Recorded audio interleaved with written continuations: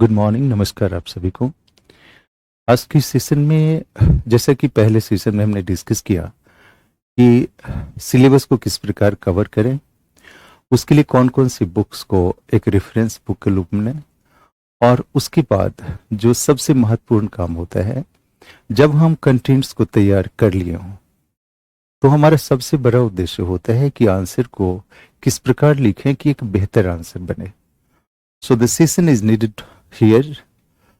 मैं इस सेशन में मैं डिस्कस कर रहा हूं कि आप किस प्रकार एक बेहतर आंसर को लिख सकते हैं, how we can draft a good answer for examination. जब भी मैं गुड आंसर कहता हूं तो हर एक बच्चे ये समझते हैं कि गुड आंसर प्रॉपर नहीं होता है, द बेस्ट आंसर प्रॉपर होता है। देखो, जब हम कोई आंसर को ड्राफ्ट करते हैं तो हमारी समझ से वो बेस्ट आंसर होता है और हर एक कैंडिडेट अपना बेस्ट देता है, फिर परीक्षा के परिणाम आपके अनुकूल होते हैं। मैं ये बता रहा हूं कि एक अच्छे आंसर में क्या क्या कंपोनेंट्स होना चाहिए, उसकी क्या क्या विशेषता होनी चाहिए।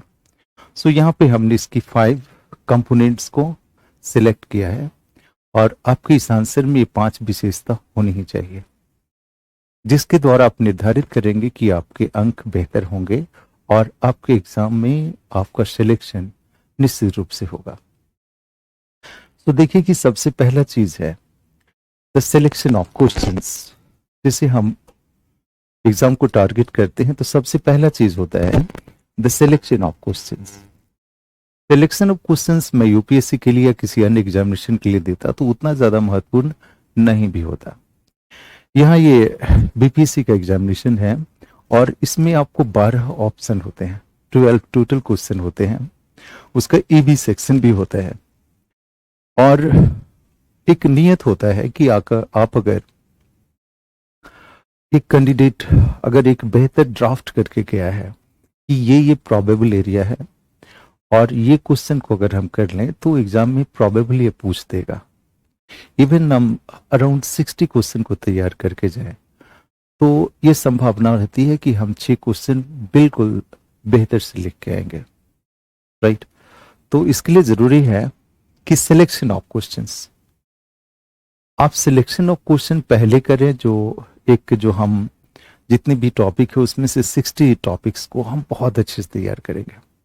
दूसरा, जब एग्जामिनेशन का टाइम आ गया तब ये करें कि उन क्वेश्चन को लिखें जो आपका बेहतर रूप से स्ट्रक्चर में हो, उसके डायग्राम्स बेहतर हो, मैप्स आपके पास हो और उसके बारे में आप कंफर्म हो कि ये पूरे आंसर का बॉडी आपको एक विजिबल रूप में दिखाई देता है जिससे आप लिख पाएंगे। So selection of question best answer लिखने का सबसे पहला जरिया है कि आप क्वेश्चन के बारे में कंफर्म हो जाएं। तो इसके बारे में और चर्चा करते हैं। Proper understanding of questions. कभी कभी क्या होता है कि क्वेश्चन के बारे में हम समझ ही नहीं पाते हैं। जैसे क्वेश्चन टैग क्वेश्चन है और वहां पे हम पता नहीं कर पाते हैं कि वो क्वेश्चन एक्चुअली क्या पूछ रहा है, या फिर एक क्वेश्चन के कई खंड होते हैं।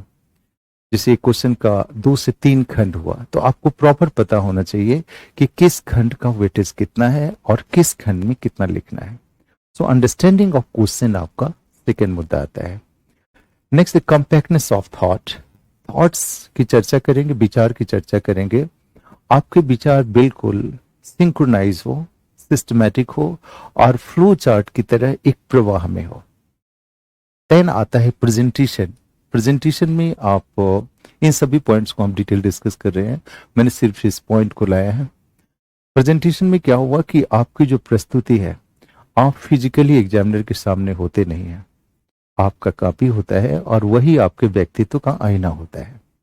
तो प्रेजेंटेशन इस कदर होना चाहिए, इस तरह होना चाहिए कि आप विजिबल रूप से दिखाई दें कि आपका व्यक्तित्व बहुत ही संतुलित है और आपने जो लिखा है बहुत ही नीट एंड क्लीन लिखा है, सभी विचार बिल्कुल सीरीज में है और सिंक्रोनाइज है। नेक्स्ट चीज है वर्ड लिमिट। वर्ड लिमिट में हमें पूरा ध्यान रखना चाहिए कि आपको जो 50 मार्क्स के क्वेश्चन है और 25 मार्क्स के क्वेश्चन है, उस दोनों सब क्वेश्चन के साथ आप कितने वर्ड्स लेके जा रहे हैं, कितने पेजेस लिखने जा रहे हैं, फिर ये चीजें सारी चीज आपके पास एग्रीगेट होगा और फिर एक अच्छे आंसर की ओर आप जाएंगे। तो इन सभी सेक्शन को मैं आपको थोड़ा सा डिटेल करके बताता हूं।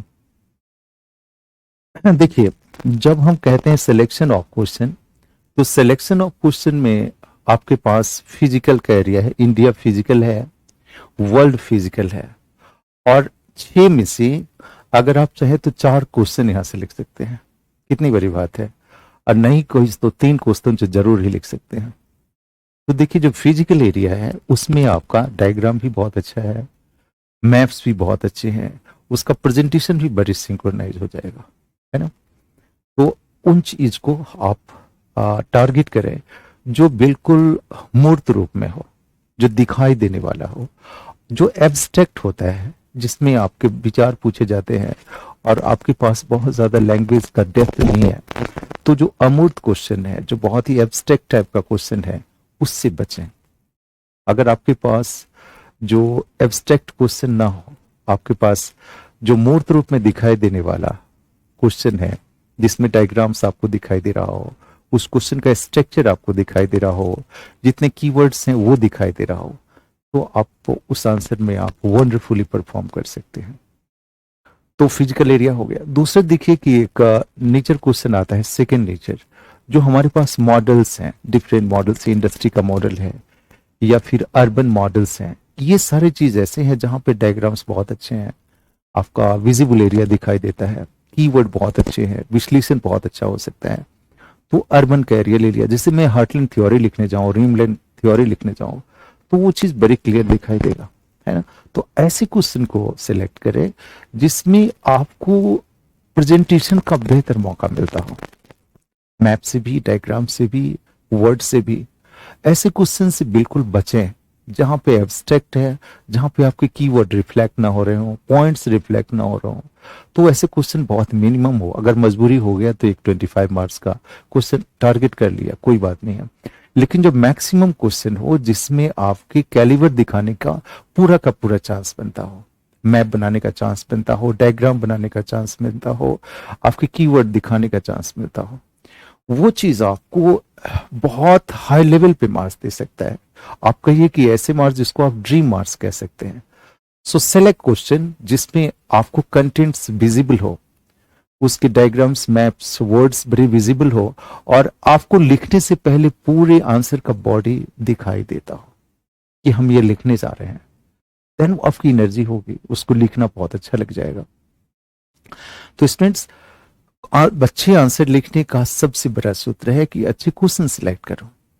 कोई एक क्वेश्चन आपका वीक भी है 25 मार्क्स का, तो उसके लिए पछताने की जरूरत नहीं है। आपने मेजर क्वेश्चन इतने अच्छे लिखे हैं कि आपको सभी, और जो बिहार बीपीएससी है उसमें ऐसे क्वेश्चंस हैं, ऐसे एरियाज हैं जहां अच्छे क्वेश्चन मिल ही जाते हैं। जैसे अभी देखिए 65वीं का एग्जाम हुआ, तो मुझे एक बहुत अच्छा नेचर लगा क्वेश्चन का, और सभी क्वेश्चन ऐसे स्ट्रेट फॉरवर्ड थे जिसमें ये आप वंडर प्रोड्यूस कर सकते थे। तो क्वेश्चन सिलेक्शन मेरे अनुसार ये है कि आप फिजिकल का एरिया है, अर्बन का एरिया है, जियोपॉलिटिकल ज्योग्राफी का एरिया है, या भारत का इंटरनेशनल बॉर्डर लिखने जा रहे हैं, हिंद महासागर की राजनीति लिखने जा रहे हैं, तो ये सारा एरिया आप वंडरफुली लिख पाएंगे। तो उन चीजों को मैं डिस्कस करूंगा, कि आने वाले दिनों में डिस्कस करूंगा कि कौन से क्वेश्चन को आप किस रूप में टारगेट करें कि आपके बेहतर परिणाम आएंगे। ठीक है। तो क्वेश्चन सिलेक्शन बहुत बड़ी महत्वपूर्ण चीज है। ऐसे क्वेश्चन बिल्कुल सेलेक्ट न करें जो आपको एक ऐसे टाइप का लिख रहे हैं जहां पे कोई चीजें न पॉइंट्स में आ रहा हो, न वर्डिंग में आ रहा हो, न डायग्राम में आ रहा हो। ठीक है ना। तो ऐसे कोई क्वेश्चन से बचना चाहिए। अब देखिए, दूसरी चीज है कि हमारे पास proper understanding of questions, right. Question की अंडरस्टैंडिंग हमारे लिए बड़ी जरूरी है, और वो हमें निर्धारित करता है कि हमारा प्रॉपर मार्क्स क्या आएगा, राइट। अंडरस्टैंड, क्वेश्चन सिलेक्ट कर लिया तो क्वेश्चन को 2 बार पढ़िए, और अच्छा हो कि इंग्लिश में जो क्वेश्चन है उसको भी 1 बार पढ़ लीजिए, तो आपको क्लियर व्यू नजर आएगा। जो हिंदी के शब्द जहां पे होते हैं तो वहां पे एक दुविधा सी बनी रहती कि क्या पूछ रहा है एक्चुअली। सो इंग्लिश में एक बार ब्रीफली देख लेने से आपका आइडिया बहुत ही क्लियर हो जाएगा। उसके बाद देखिए, क्वेश्चन को खंडों में बांट दीजिए। मैं एग्जांपल से लेके आऊंगा, उसमें देखेंगे कि खंडों में बांट दीजिए। जैसे पूछ दिया कि प्लेट टेक्टोनिक क्या है, प्लेट टेक्टोनिक सिद्धांत के आधार पर तटीय पर्वत की उत्पत्ति की व्याख्या कीजिए, या पर्वत की उत्पत्ति की व्याख्या कीजिए, या प्लेट टेक्टोनिक सिद्धांत के आधार पे भूआकृतियों की व्याख्या कीजिए, निर्माण की व्याख्या कीजिए, सेकेंड ऑर्डर लैंडफॉर्म्स की व्याख्या कीजिए, है ना, इसकी समीक्षा कीजिए। 3 क्लॉज जुड़ गया। तो उसमें देखिएगा जो फर्स्ट क्लॉज है क्या है, वो बहुत ही मिनिमम मार्क्स का इंट्रोडक्शन होगा। जो मेन बॉडी है वो मैक्सिमम मार्क्स का होगा, और जो समीक्षा कीजिए वो आपका माइनर मार्क्स के होंगे। तो इस प्रकार जो एरिया जितना वेटेज का है उसको उतना वेटेज दीजिए, और उसको उस अनुरूप में जो आपका सपोज 50 मार्क्स का क्वेश्चन है, हम 500 वर्ड्स लिखने जा रहे हैं, तो उस वर्ड्स को डिवाइड कर दीजिए, तो एक बैलेंस आंसर होगा। वर्ड्स अंडरस्टैंडिंग के अनुसार, क्वेश्चन के अंडरस्टैंडिंग के अनुसार उसको लिखा जाए। जैसे कोई डिफरेंस पूछ दिया, ट्रॉपिकल साइक्लोन टेम्परेट साइक्लोन में अंतर लिखे, तो इसको हमेशा पॉइंट्स में लिखें और पॉइंट्स के साथ डायग्राम्स को दें और उसकी व्याख्या करें, पूरी वर्ड्स में करें, राइट। तो देखिएगा कि आपको जो क्वेश्चन की अंडरस्टैंडिंग है वो मैक्सिमम आपको पे कर देगा, राइट। सो पहला ये हो गया क्वेश्चन का सिलेक्शन, अंडरस्टैंडिंग। तीसरी चीज है कंपैक्टनेस ऑफ थॉट्स। जैसे देखिए कंपैक्टनेस ऑफ थॉट्स में सबसे बड़ी चीज देखते हैं कि उसको बोलते हैं हम भाषा का प्रवाह, उसको बोलते हैं हम भाषा का प्रवाह, फ्लो में हो। आप जो कुछ लिख रहे हैं वो बिल्कुल फ्लो में हो, बिल्कुल कंपैक्ट लगे कि एक ही विचार को बिल्कुल सीरीज में लिख रहा है। उसके लिए क्या करें, एक फ्लो चार्ट बना लें या स्ट्रक्चर बना लें, और फिर उसका बिल्कुल कंपैक्ट हो कि आंसर यहां से शुरू हुआ, यहां एंड हुआ है, जिसमें एग्जामिनर उसको पढ़कर ये फील करे कि बहुत ही कंपोज्ड पर्सन है, इसके पास जितने थॉट्स हैं बड़ी एग्रीगेट है, एक जगह है, राइट। सो डायग्राम्स और जो विचार हैं वो एक दूसरे के मैच करते हो और बिल्कुल फ्लो में हो। दूसरी चीज जो है, थॉट्स में भाषा जो है वो महत्वपूर्ण रखता है। जब भी हम ज्योग्राफी लिख रहे हो, इंग्लिश में लिख रहे हो, हिंदी में लिख रहे हो, किसी भी भाषा में लिख रहे हो, तो विचार को बिल्कुल संयोजित करके, उसको संयमित करके लिखा जाए, और अनावश्यक लिखने से बचे। जो आपका ऑथेंटिक बात है, प्रमाणिक बात है, बुक से संबंधित है, जिसे आपने एक डिफरेंट बुक से कलेक्ट किया है, उन्हीं चीजों को लिखें, अपनी बातों को ज्यादा नहीं लिखें। जब भी कोई एब्स्ट्रैक्ट क्वेश्चन होता है जिसमें आपके बहुत क्लियर बुक से आइडिया नहीं मिलते हैं, तो हम अपने विचारों को लेके चलते हैं और कुछ ऐसी बातें लिख जाते हैं जो एग्जाम में जरूरी नहीं होता है, राइट। सो उस प्रवाह में ऐसी चीजों को लिखें जो टेक्स्ट बुक रिलेटेड हो, और फाइनल जब आपके विचार हो, कंक्लूजन हो, तो वो भी एक वैज्ञानिक रूप से हो और आप उसको एक बेहतर सजेशन के रूप में लिखें। तो कंपैक्टनेस ऑफ थॉट्स में सारी चीजें सिंक्रोनाइज हो। कभी कभी हम चैप्टर्स को तैयार करते हैं तो एक स्ट्रक्चर बना लेते हैं, एग्जामिनेशन में उसको फ्लो चार्ट के रूप में लिखते हैं और फिर उसका डिटेल लिखते हैं, तो वो आपको मैक्सिमम पे करेगा, राइट, आपको एक मैक्सिमम अवार्ड देगा। सो कंपैक्टनेस ऑफ थॉट्स जो है एक महत्वपूर्ण हिस्सा है। यहाँ पे ध्यान दीजिए कि एक एरिया आएगा, दैट इज प्रेजेंटेशन। अगर हमने नहीं रखा है, वर्ड लिमिट में रखा है यहाँ पे, तो मैं उसको यहाँ पे ले लेता हूँ। प्रेजेंटेशन को यहाँ पे बहुत ही महत्वपूर्ण हिस्सा है। एक आंसर का सबसे बड़ा हिस्सा जो आपको पे करता है, दैट इज अ प्रेजेंटेशन। इसको यहाँ पे ऐसे लिख लें, वर्ड लिमिट में ही प्रेजेंटेशन। देखिएगा प्रेजेंटेशन जो है आपके एक्चुअल व्यक्तित्व को सामने लाता है।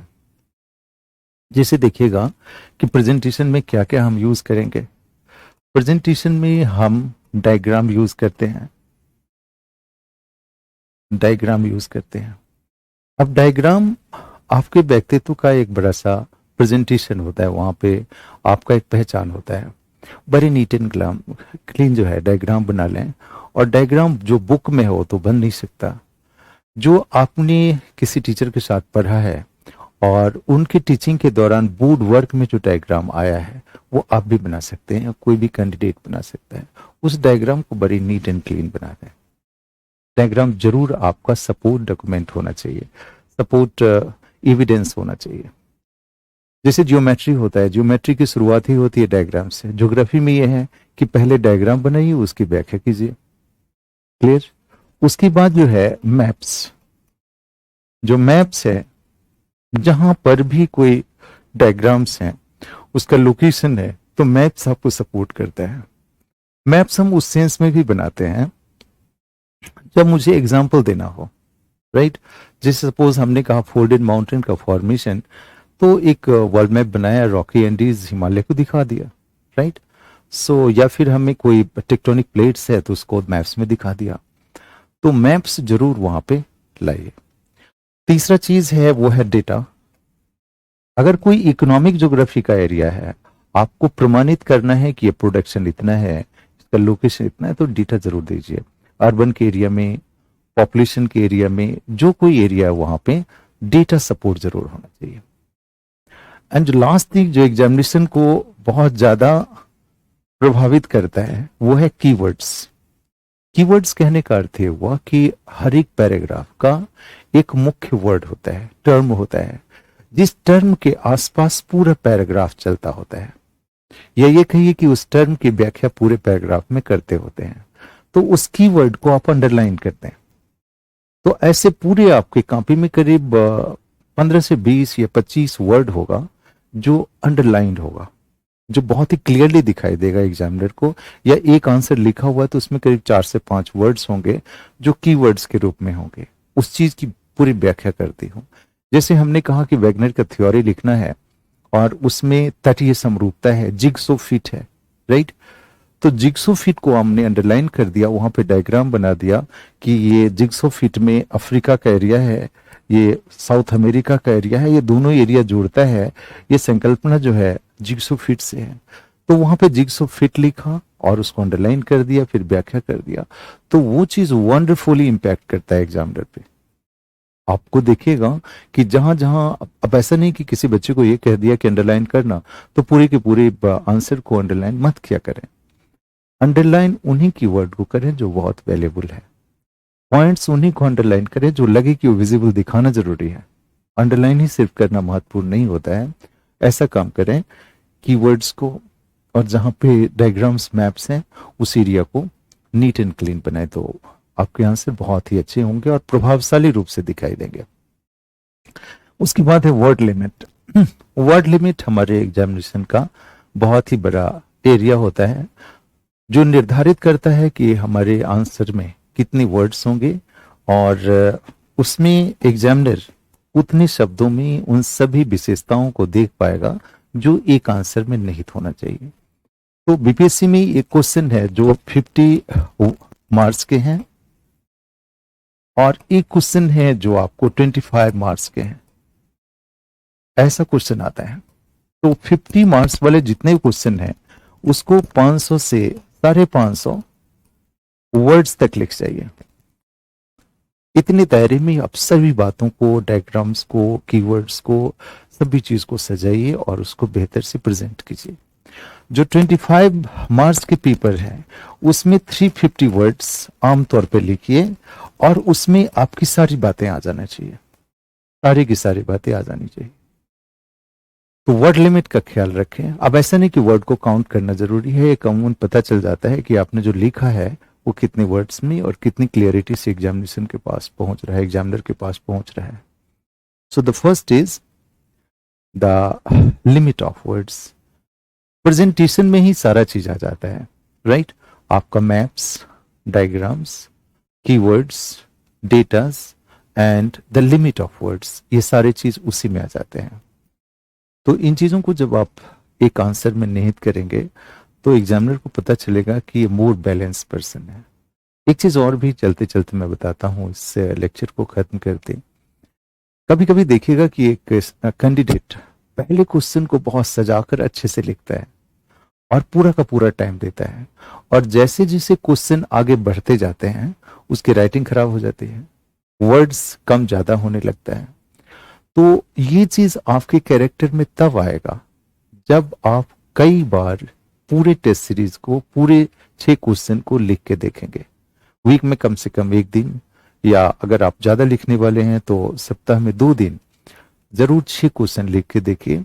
तो देखिएगा एग्जामिनेशन के दिन में जो फर्स्ट क्वेश्चन का क्वालिटी है लास्ट क्वेश्चन का भी क्वालिटी मैच करेगा, और ये चीज एग्जामिनर को बहुत बड़ा इम्पैक्ट देता है और आपके अच्छे मार्क्स को डिसाइड करता है। तो होप ये जितने भी डिस्कशन है मैंने अभी तक जो डिस्कस किया वो 5 पॉइंट्स आपके एग्जामिनेशन में जरूर वैल्यू एडिशन करेगा। फिर नेक्स्ट टाइम मिलते हैं। थैंक यू आप सभी को।